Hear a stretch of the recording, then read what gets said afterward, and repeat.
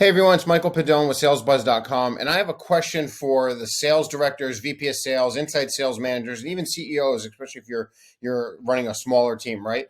So let me ask you this. As a sought after decision maker, right? If you're one of those titles, you're a decision maker, right? So as a sought after decision maker, do you like to be contacted between 7 and 18 times by a sales rep?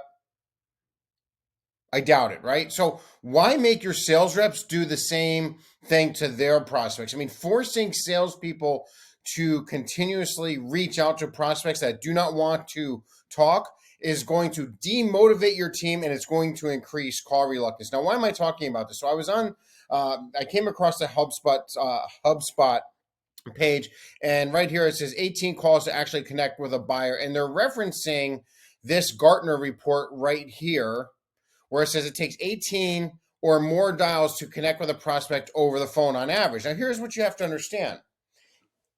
They're saying you're going to need to do 18 dials in a row, 18 different prospects on average before you get a prospect. It's not saying that you need to contact the same prospect 18 times within a 30-day period.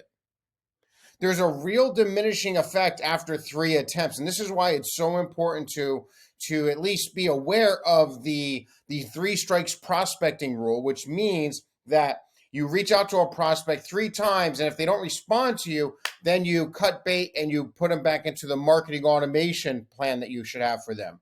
And what that should do is, if you have it set up right, is once the lead was qualified as an MQL, marketing qualified lead, and then the salesperson actually reviewed it and accepted it. So now it's an SEL, right? A sales accepted lead, and they start their outreach. After the 3rd time, there's going to be diminishing effects. And none of your salespeople like to reach out to people that do not want to talk to them. So if you continue to force them to reach out and reach out and reach out, one, you're bringing their motivation down. You're not getting as many sales as you should be. And the third thing is that you're wasting time when after the 3rd attempt, if they would have been put into a marketing automation outreach and then they went on to a new prospect, you would increase the chances of filling your pipeline with qualified prospects who are actually interested. Does this make sense?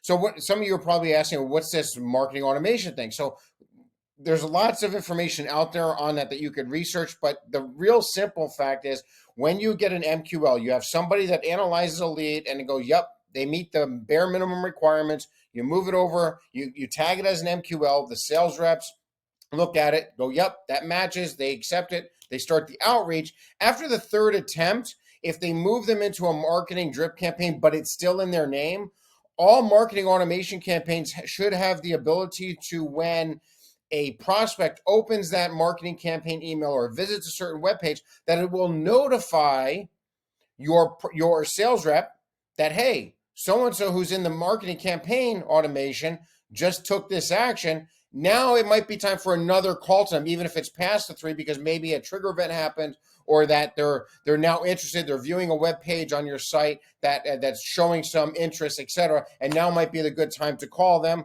And there's going to be some familiarity because you reached out to them 3 times in the past, but you didn't badger them to death. Right? So when you do call them, they're not going to be afraid to answer your call. I hope this helps. I hope this makes sense. If you want more information on stuff like this, hop on over to SalesBuzz.com, click the free trial, sign up for a free class, and start taking some actual classes that will help put more money in the bank for you. All right, I hope this helps. Take care.